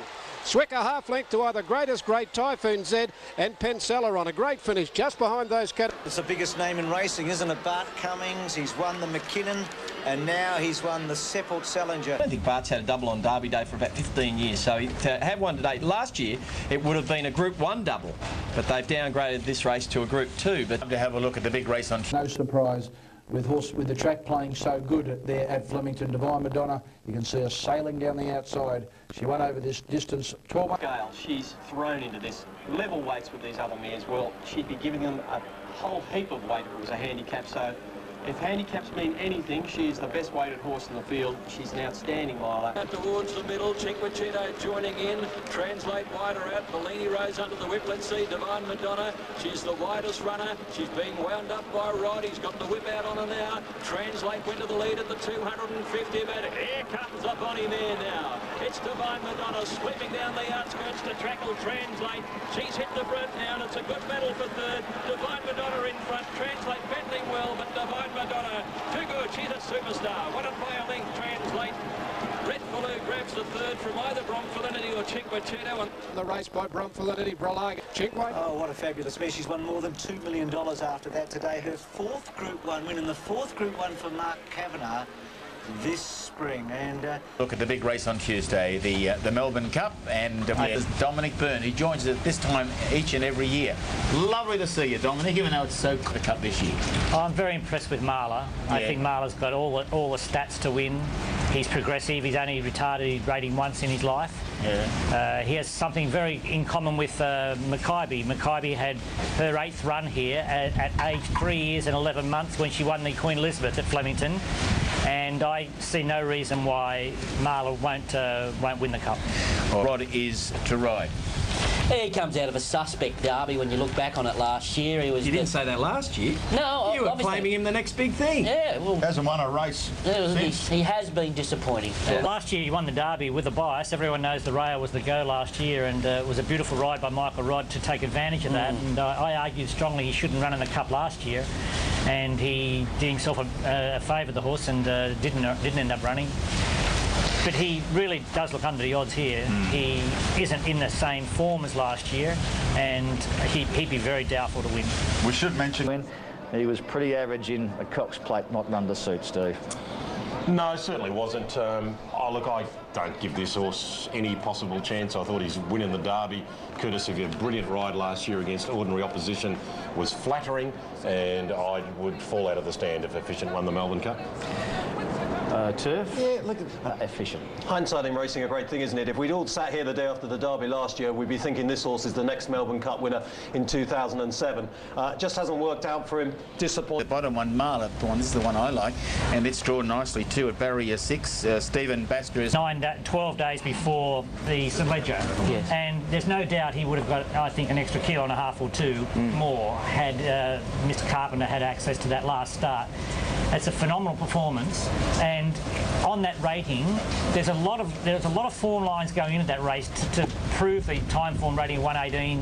I thought 119 to be accurate. A 3-year-old and 11-month horse in our part of the world with that weight on my ratings needs 65.5 to win. He rated 65.5 exactly. He's gone ahead every start he's ever been to the races. Head again tomorrow, then he may as well write in the cheque. Yeah, well, he's halved his quote in the last week. He was $17 last Monday and was back to win $1 million in 3 days, and he's now the $8 second favourite for the Cup. Wouldn't you? Yeah, absolutely. There are those moves since the Opens too, Turfy. You can see what some punters have got. You've got Efficient as your total worst. You'd be happy with that, wouldn't you? He was first favourite when you put the markets up. Absolutely, we had a lot of doubles through. We had some to go at 49. Efficient, who won the Derby last year. The last 4-year-old to win the Melbourne Cup after winning the Derby, Farlap, 1930. Dominant 380 favourite, but this will be a complete sweep out for bookmakers if Master O'Reilly wins the Melbourne Cup. And he walked around the Manning Yard like he was points to him winning the Cup. The money does, the form does, and I think he will. Shane, your final thoughts on the Melbourne Cup? I've been with him all along. He remains my top pick, and clearly I think Serrera and Scenic Shot still last. Have really wound the tempo up mid-race. Tungsten Strike led by Nectamala. A length and a half to Sculptor. Blue Tigeroo fourth at the 1,000. Then Dolphin Joe. Blue Monday a length. Doro Valley. Purple Moon 2 lengths. Black Tom. Back behind those horses then is Torquay. Honours Earned commences a run around the outside. Efficient feeling the pinch. Master O'Reilly ridden along now, and then Eskimo Queen and Princess Coke as they neared the turner, and well back as Sermiona Serrera, and Railings at the end with Scenic Shot on the turn in the Cup now, and Marla goes to the lead. Tungsten Strike has gone. Blue Tigeroo and Purple Moon are there. Black Tom is wider, and Zipping is coming with a run. Master O'Reilly's got right to the outside. Marla the leader in the Cup from Purple Moon. Sculptor, Doro Valley the rail. Laser Sharp runs on Zipping, and Efficient is coming down the outside. Purple Moon for Raleigh. Got to Marla now. Here comes Efficient. He's mowing them down out wide. Purple Moon in front. Efficient the only danger. Purple Moon in front. Efficient is getting there. Efficient getting to Purple Moon. Efficient is going to win the Cup. Half a length to Purple Moon. 3 lengths to Marla. Zipping fourth, and then Dolphin Joe. Zipping in the red cap. Marla first for home. Duro Valley the inside. Purple Moon going out after Marla, followed by Sculptor. Down the outside now is Laser Sharp and Zipping. Then came from the back of the field. Here's Efficient starting to fly home. Efficient after Purple Moon, who reaches the lead. Purple Moon in front for Damien Oliver on the outside. Efficient stride by stride going after him. Purple Moon in front. Efficient looming up on the outside. Then Marla followed further back by Zipping. It's Efficient getting his head in front. Efficient wins the Melbourne Cup. Wins it an to Purple Moon. 3 away. Third is Marla. Then came Zipping from Dolphin Joe. Honours Earned followed by and Rogerson for Lloyd Williams. Efficient, who won the Derby last year and has not run a place in a race since that. Got to go back to Farlap. The last time a horse has won the Melbourne Cup in the year after winning the Victoria Derby. It was a Damien Oliver second for the 2nd year in a row, and for the 3rd time in his career. For the second time in a row. And I reckon mathematicians might do it right. 6, 12, 24. Doesn't that have a ring to it? That's the trifecta, and the first 4 the 9. So if you're into the 3s times table, you have done remarkably well here today. I had a reflective couple of minutes with Ollie. He said 2 years in a row where he thought he had the race won at the 300-metre mark.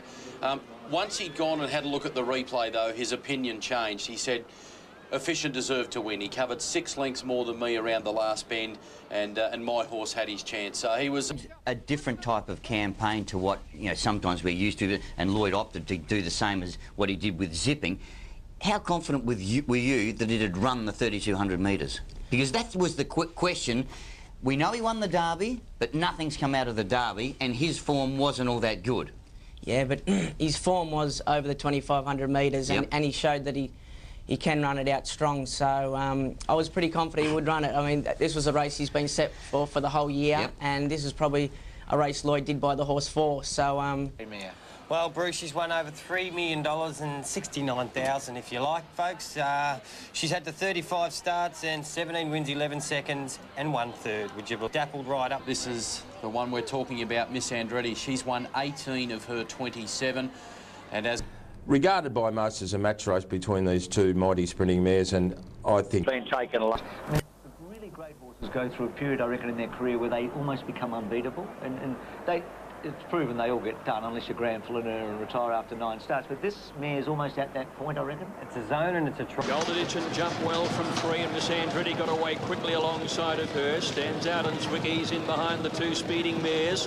And a score is coming close to the outside rail. Catachuchu eased over her heels. Oh, Stuff, he's made a move here on Gold Edition, and he's split the field. He's gone to the inside, and Newitt went with him, and has crossed over now and sits about 1.5 lengths behind Gold Edition on Miss Annan. Is the leader, heading down along the flat side towards the 500. About 1.5 lengths in front. Miss Andretti is staying right with her, and they get right away then to Stands Out. And on this side, Swick is the leader from a score, who's under the whip, and Catachuchu. They're off the bit on the grandstand side, and the duel is on. Here's Miss Andretti let loose by Newitt. He pulled the whip, and she got the Gold Edition at the 200, but the grey mare tries to fight back. Miss Andretti got a neck in front. The champion's starting to assert a superiority. Gold Edition stays on strongly, but Miss Andretti beat her by 3/4. What a great battle. 6 lengths away, Stands Out held on for 3rd, and the grandstand horses were left gasping, headed by... Coming up to her, they're in front over on the inside. Gold Edition, 3/4, Miss Andretti. Right down the outside, Swick in front of Catachuchu. The 2 mares come together at the 250, and Miss Andretti takes the lead. Goldie is fighting back on the inside. Miss Andretti a neck in front. Gold Edition fights hard, but it's Miss Andretti. She's just in front of Gold Edition. Oh, she's a mighty mare. Might be horse of the year. Miss Andretti, 3/4, Gold Edition. 6 away, 3rd Stands Out. Then Catachuchu. They destroyed some good horses there. They blew them out of the water, and what a fascinating race because of what Starthy Cassitas... She's found Gold Edition's limits, hadn't she? And in the run of the line, it was just see you later. Mate, she's as tough as nails, that grey mare. She just does not give in, but she's just in a class of her own, this. Craig, how'd you feel? But having said that, Gold Edition fought back unbelievable. It was a great effort. You don't with many, but you compare her favourably with Makybe Diva in a sprinting sense. Well, I don't know what she's won. She's won 19 or 20 races now. She's one of the greatest sprinting mares the country's ever seen, I think. Look out, Hong Kong. Yeah, we look forward to a few Chinese feeds over there. I think you'll be having...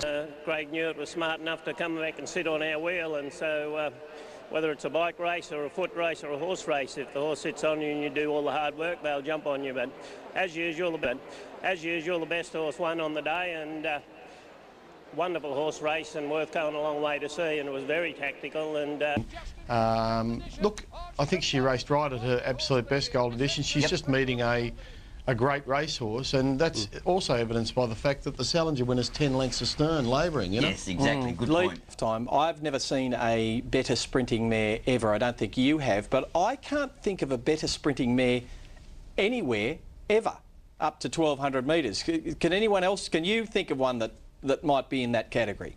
Oh, the world's a big place, and I haven't been around all that long, so... I suppose when we talk about Australia, you'd be talking, what, Special, Dual Choice, those sort of horses? Maybe Mahal. But, yeah, she was exceptional. But a record probably has them covered.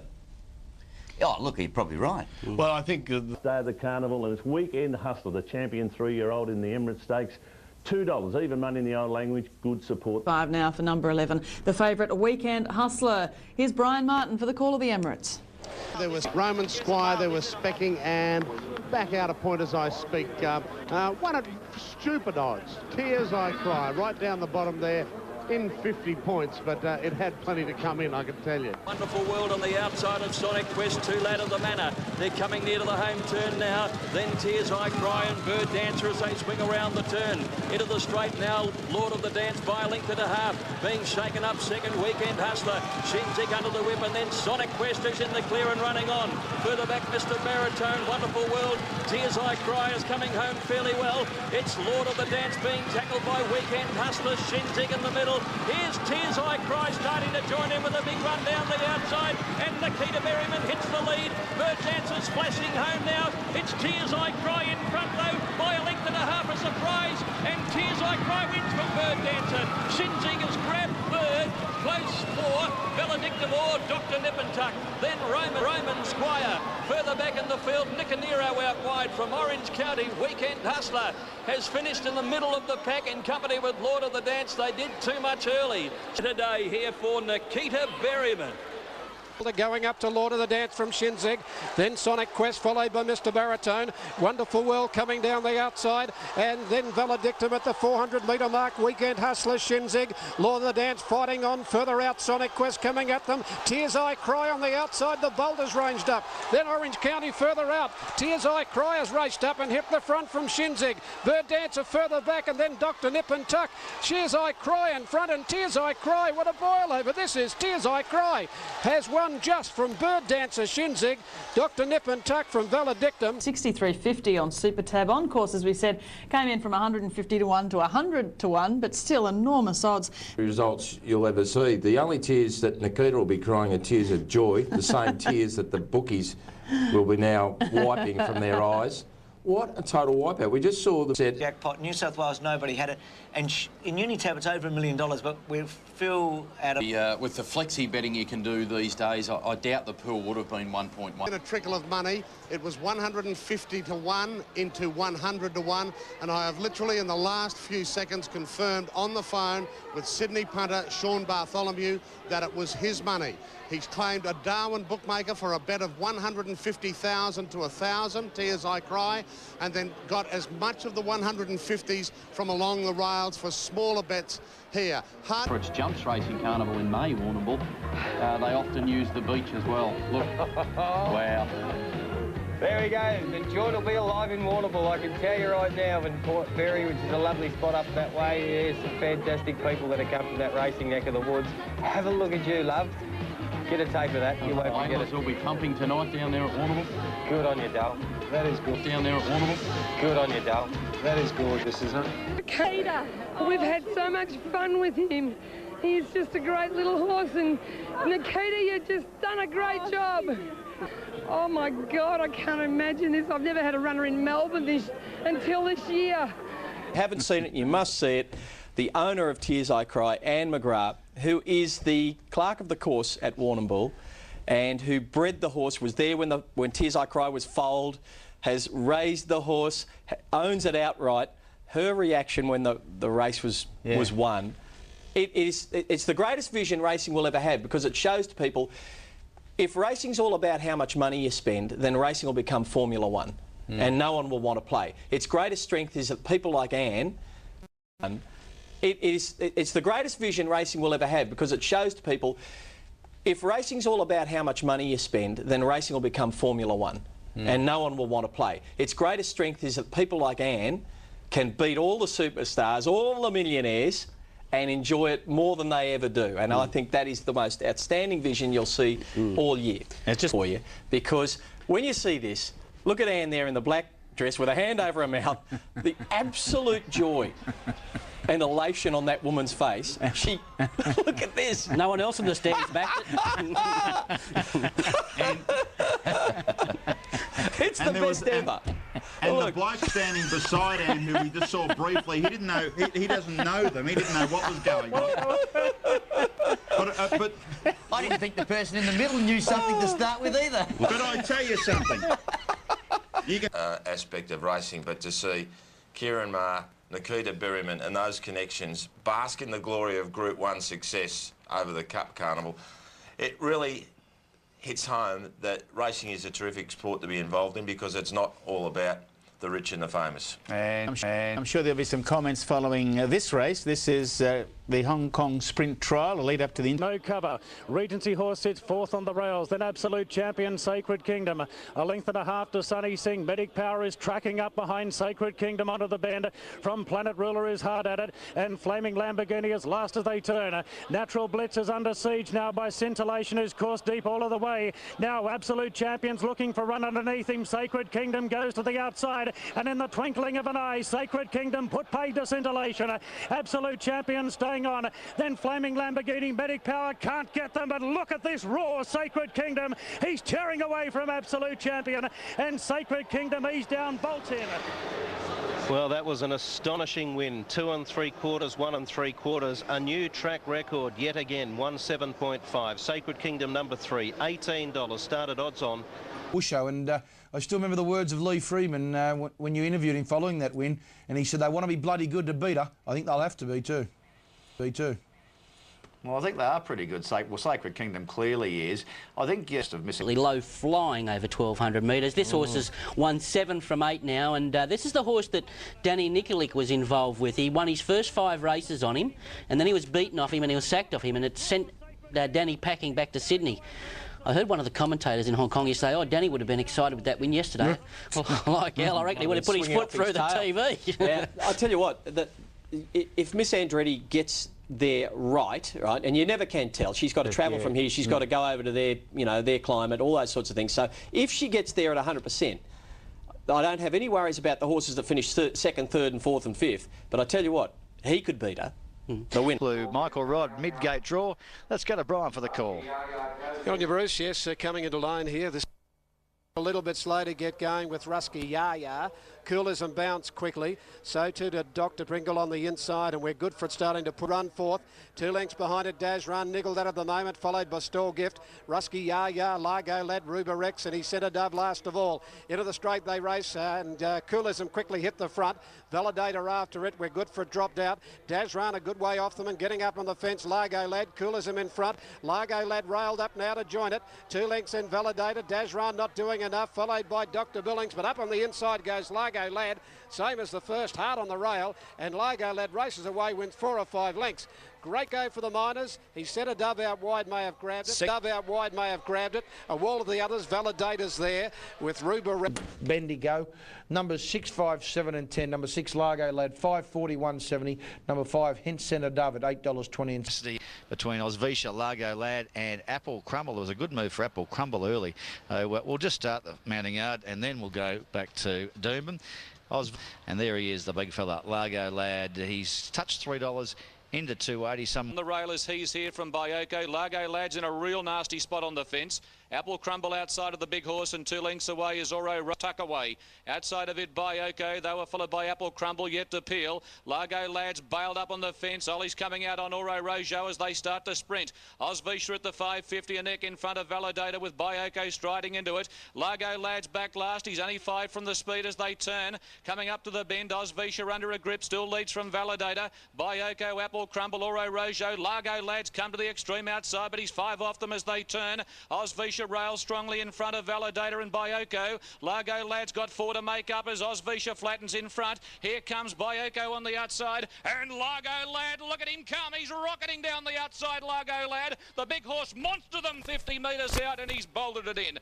It might only be 3/4, but he's won it brilliantly. Bioko, Largo Lad's got 4 to make up as Osvisha flattens in front. Here comes Bioko on the outside, and Largo Lad, look at him come. He's rocketing down the outside, Largo Lad. The big horse monster them 50 metres out, and he's bolted it in.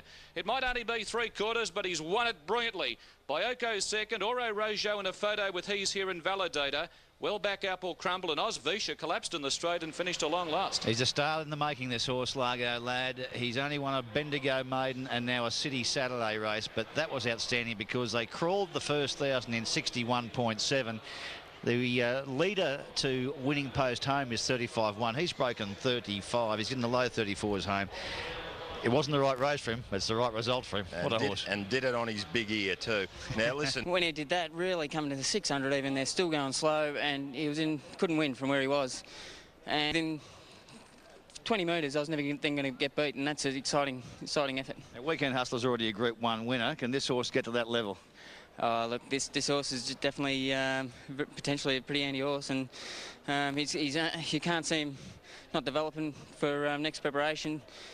Impressive. $241.50. 7 Bianco at $6.30. But I can tell you, Takeover Target's just drifted on course, $1.90 out to $2.90, whereas Dance Hero is $4.20 into $3.70, and also some money, as Joe was saying, as a Takeover Target. But we'll wait. As third, 600 metres to go, and these two Group 1 winners with $8 million in prize money between them. They'll lead up for home with Dance Hero a length in front of Takeover Target. King Rex is third on the inside, and then came Passagatira and Ubers last of all. Dance Hero swung for home by over a length on Takeover Target. Nash has tried to pinch a break up the rise, and then Passagatira followed by King Rex, who can't do any better, and Dance Hero has kicked nicely clear. He calls on Takeover Target now. The champion is starting to knuckle down to his task on the outside. Here comes Takeover Target. He's gobbling up Dance Hero with every stride. Takeover Target put his head in front and won the money in a memorable finish. Beat Dance Hero. Back in third spot, Uber, and then came in. It got closer and closer to Dance Hero, and in the end, right on the line, Richie, he managed to get him. The numbers there, one. He's a freak, isn't he? He's a freak. Takeover Target. He's 8 years of age. Joe Jean. Oh, mate, what a great win, eh? Yeah. Unbelievable, Joe. He's top of the straight. You couldn't run him down, not with 61. What can you say? He's a freak. He's taking you everywhere, mate. He just keeps... Sing back to Sydney yesterday at Royal Randwick, and there's a few whispers around the track that Joe was getting a few fringe benefits bringing Takeover Target to Randwick for this carnival. Well, the opening of racing anyway. Whatever they give him, that wasn't enough, because Takeover Target and Joe put the life right back into racing yesterday without a doubt. And you're right, Ronnie. The Takeover Target, that was a sensational win. He's a sensational horse, 8 years old, and he dug in for the fight about 200 metres out when he was gone. Race number 7. This is a Natural Destiny. I think Richie's actually with David Payne. We'll see if we can have a quick word. About set, we saw Takeover Target and Dance Hero in Sydney today at Randwick, and now we're watching Natural Destiny. What a race record he's got in 1 second. They're racing now. Came out only fairly Natural Destiny. Babinda Half was the first to go. Picardi Run, Fence Tornado Alley fourth. 2 San Francisco Matani, followed then by Quarter Jern. Testified to Migos, Lachlan River, and recapitalised into the straight.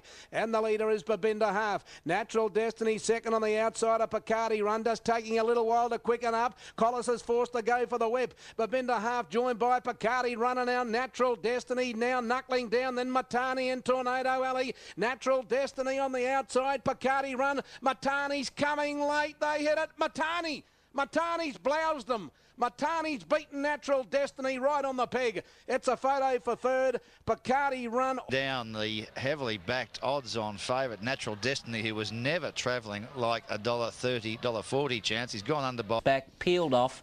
Another 8-year-old like Takeover Target, and he just pounced. Yeah. Sunday, Michael Moroney's good horse, Excellent, returned to racing in New Zealand. It was meant to be on the Saturday, but it comes from last. It was held up, as you see, in the red cap, getting over the heels. Let's pick up the concluding stages. Commons winding up Excellent down the outside. The leader is Sir Slick, and here comes Excellent after them very quickly. Sir Slick in front. What a wonderful return to racing. Excellent indeed. Excellent from Sir Slick and Wahid with Designer. They were followed by Fiscal Madness. Michael Coleman, the winning jockey, didn't expect to win on its track work, but it finished off strongly. It runs on Boxing Day again at Ellerslie and is being set towards the Australian Cup. Pong, and he caught up with Lee Friedman.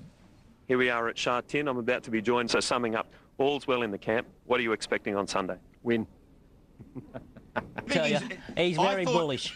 I thought that too. You're right. You're right about him being bullish. I think he's very bullish. I've never seen him so bullish. Usually he's putting pressure on the discussion here as we look at the market, Ronnie, on the barrier draws. Now she's drawn 12, Sacred Kingdom 6, Absolute Champion 3. Darren number 3, a clear odds-on favourite right across the board here in Australia at $1.80.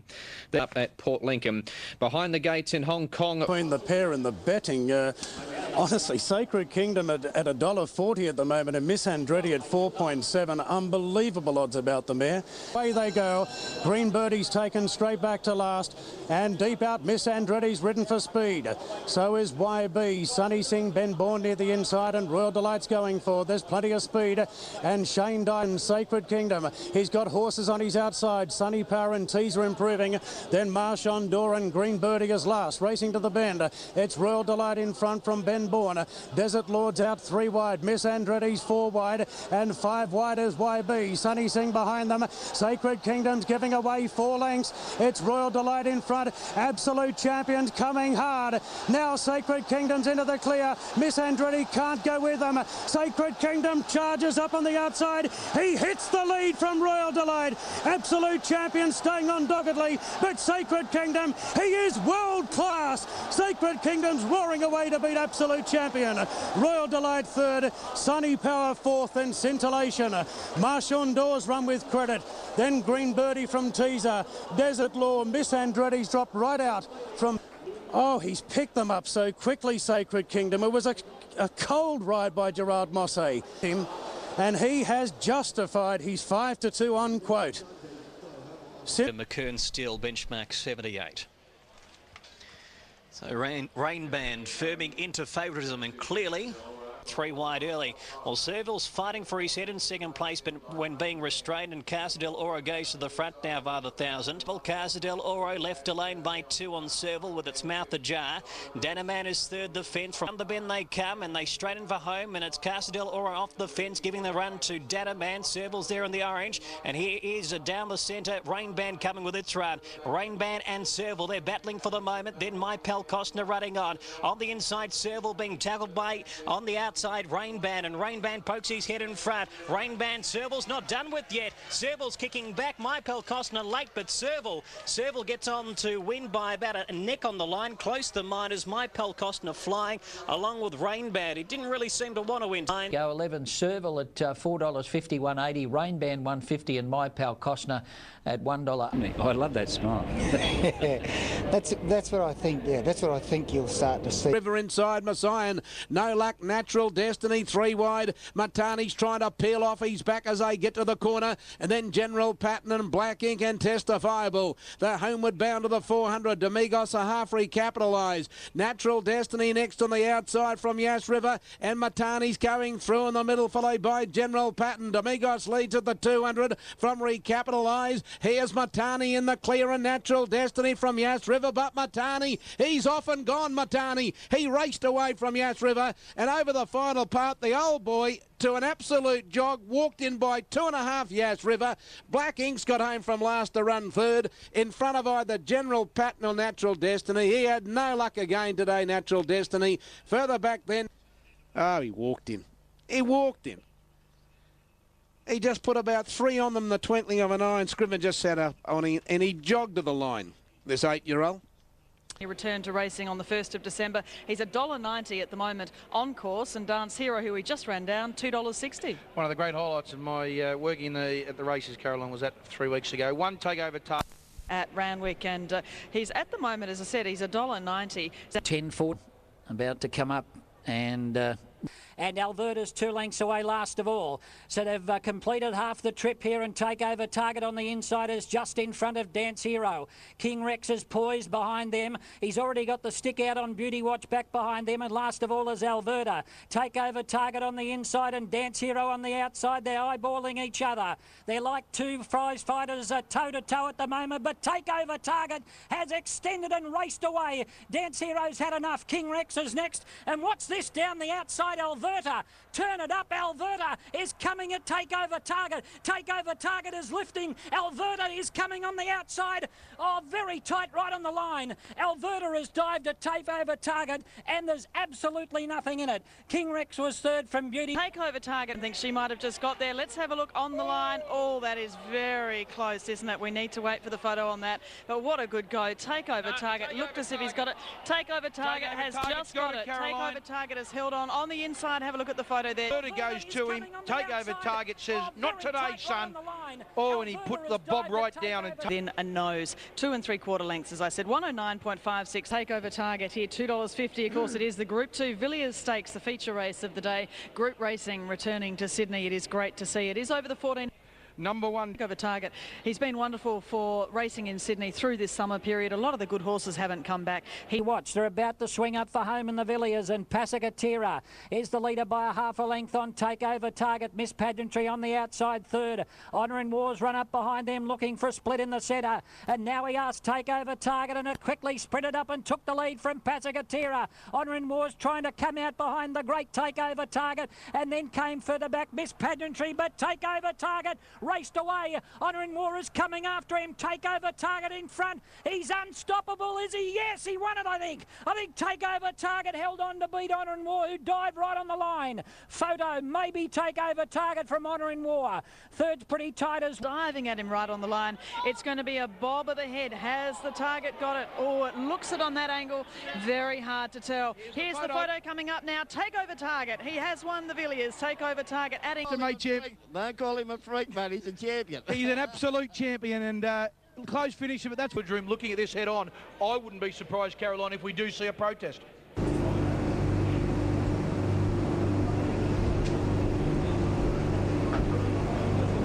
Determined that Honour and War established himself outside the heels of Takeover Target. The protest has to be upheld. And the punters that back Takeover Target, you can hear them in the background, Rich. I know we're doing live TV, and look, the crowd's booing. That is, I think the crowd booing, it shows a lack of knowledge of racing, unfortunately. Look, I tipped Takeover Target. I was on Takeover Target. The rightful decision was made. I think that was clear. Yes, the enthralling protest was upheld. Second against first, Honour and War. $15 Takeover Target. You can hear them in the background, Rich. I know we're doing live TV, and look, the crowd's booing. That is, I think the crowd booing, it shows a lack of knowledge of racing, unfortunately. Look, I tipped Takeover Target. I was on Takeover Target. The rightful decision was made. I think that was clear. Yes, the enthralling protest was upheld. Second against first, Honour and War. $15, $10, $3. Quinella